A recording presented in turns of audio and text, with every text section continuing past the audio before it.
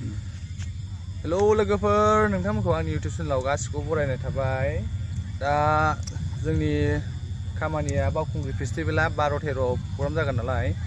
12निफ्राय starting 13 तारिखआव जोबथा हाजो गाखोनाय 12 तारिखनिफ्राय कम्पिटिसन सोलिबाय थागोन आरो 13 तारिखआव जोबहैगोन जोंना साननैनि हाबाफारि लानानै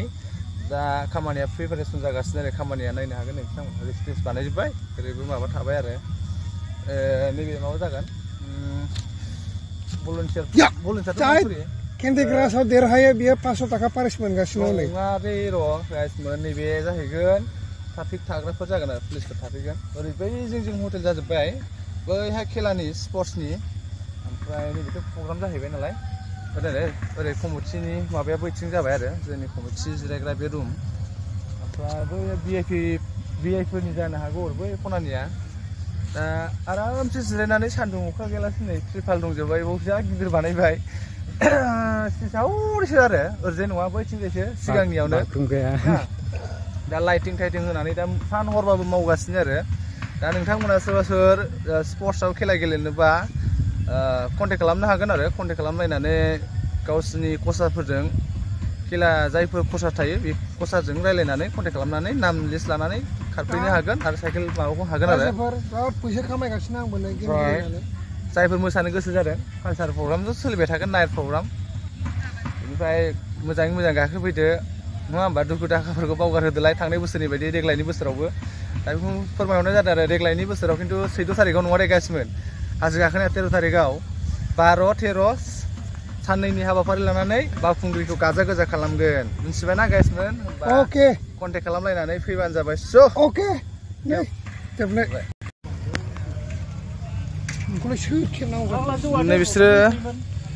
बिसोरनो कमिटिनि मानसिफ्राबो बिसोरबो दंजोबो गासिबो आसोलफ्रा सान हर थाफानांगासिनो नै लेबारफ्राथ' ओरैनिफ्राय सान हर मावफुगासिनो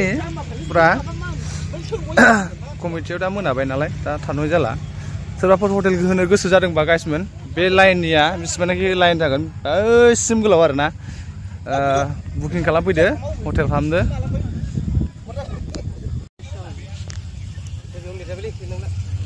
गाइसमोन रेडि जाजोब्बाय गाइसमोन ट्राफिक थाग्राफोर वाव नैबे हटेल नैबे जाहैबाय हटेल स्टार्टिं नैबेनिफ्राय हटेल जाजोबगोन फुरा गोलाव सिम बैयाव खेला जागोन खेलानि बै भलुन्टियार थाग्रा ओमफ्राय बै खनायाव मोनसे बानायदों भिआइपि पार्टिफोरनि दां बे बै खनाना नैबे जाहैबाय प्रग्राम स्टेज गाइसमोन मोनाबाबो पुरा मानसि जायो 12निफ्राय स्टार्ट 12-13 बै कमिटिनि रुम कमिटि रेस्ट हाउस फैनाय थांनायनि जोबा नैबे लाइटिं बैयाव मोनसे गेट बै गेटआ बैयाव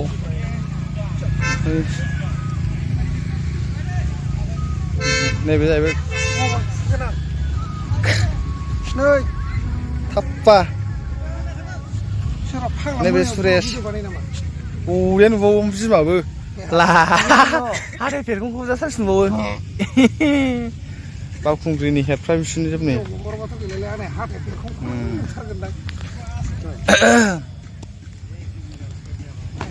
नैलै मोनाबाबो गोगोम फैयो